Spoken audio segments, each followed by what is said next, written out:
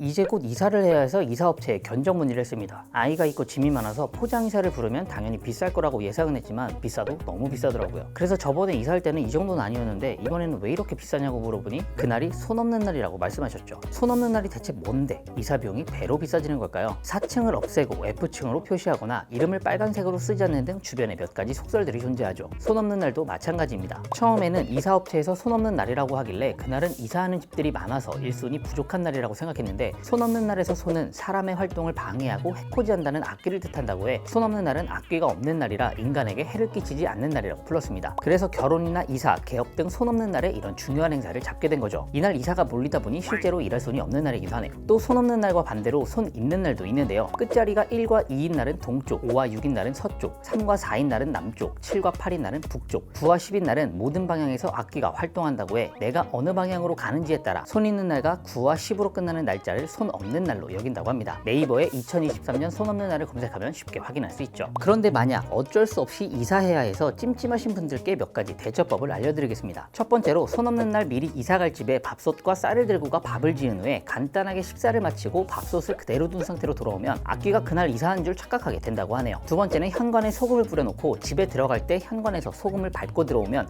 악귀가 집 안으로 따라오지 못한다고 하죠. 세 번째로 악귀는 밖에 지는 소리를 싫어하기 때문에 바가지 안에 소금을 담은 뒤 밟아 깨트리면 악귀가 달아난다고 합니다. 마지막으로 쑥을 불에 태워 향이 집안 전체에 퍼져나가게끔 하면 악귀가 달아난다고 하네요. 근데 솔직히 속설이니 믿거나 말거나. 오늘 영상은 여기까지고 또 다른 깨알 같은 영상으로 찾아올게요. 영상이 재밌으셨다면 구독, 좋아요 부탁드립니다.